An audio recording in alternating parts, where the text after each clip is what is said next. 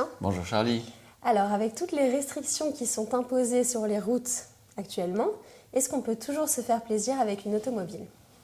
Alors avant de vous répondre, il se trouve que j'ai retrouvé il y a quelques jours un texte que je trouve absolument extraordinaire qui remonte au début du siècle dernier.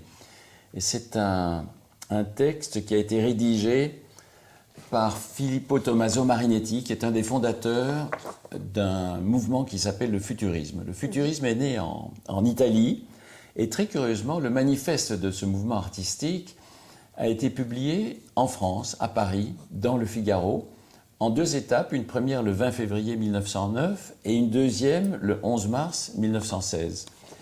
Et dès la première version, je vais vous lire quelques phrases.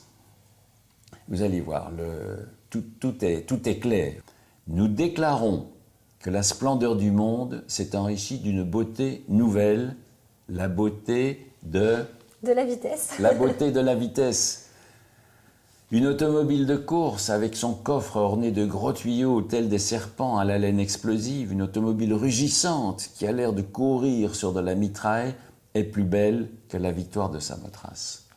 Et la victoire de Samothrace, c'est une sculpture de l'Antiquité grecque qui est exposée au Louvre. Qui est exposée au Louvre, absolument, à Paris, et qui est considérée comme étant l'un des plus beaux chefs-d'œuvre de l'histoire de l'art. Donc, l'automobile, la vitesse est plus belle que la victoire de Samothrace.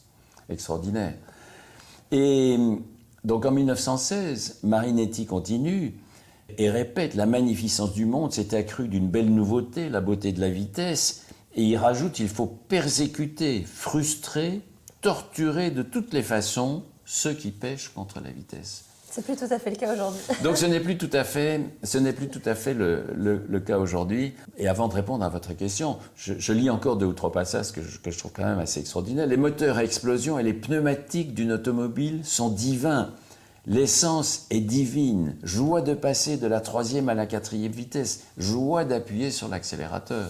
Donc on est bien loin de toutes ces restrictions qu'on nous impose aujourd'hui. Je ne suis pas sûre que ça fonctionnerait de répondre ça à un gendarme aujourd'hui. En tout cas, si vous êtes arrêté à 150 sur une petite route après avoir été contrôlé, je ne suis pas sûr que ce soit un argument valable. Pas sûr. Mais alors, si on essaye de se reporter à aujourd'hui, c'est vrai que le plaisir automobile, c'est vrai que la passion de l'automobile, en tout cas, elle existe encore. Alors, où trouver du plaisir? Probablement pas sur les petites routes, en tout cas pas sur les autoroutes, peut-être sur les petites routes de campagne, mais en faisant bien attention aux limitations de vitesse. On peut imaginer que le plaisir automobile, que la vitesse automobile puisse s'exprimer sur des circuits. Et que des circuits naissent et soient aménagés un petit peu comme les clubs de golf aujourd'hui le sont, avec un garage où on pourra laisser sa voiture, comme on laisse son chariot avec les clubs de golf pendant la semaine. Et puis le week-end, on viendra, on fera quelques tours de piste, comme on fait un parcours de golf. Il y aura un clubhouse. Et profiter de son auto. On pourra profiter de son auto. On peut aussi imaginer que certaines régions seront plus accueillantes pour l'automobile, des régions qui seront loin des capitales et des métropoles. Des régions dans la campagne qui disposent d'un beau réseau routier. De routes agréables pour se balader. De routes agréables, absolument. Peut-être quelques-unes bordées de platanes encore, que la direction de l'équipement en France a voulu abattre dans les années 60 et 70 contre la volonté du président Pompidou, qui était un fervent défenseur des platanes en bord de route. Donc on peut imaginer que certaines régions seront accueillantes, que la vitesse pourra se pratiquer sur les circuits, mais bien loin de l'esprit de ce mouvement du futurisme du début du siècle dernier. Tout à fait. Merci beaucoup, Christian. Merci, Charlie.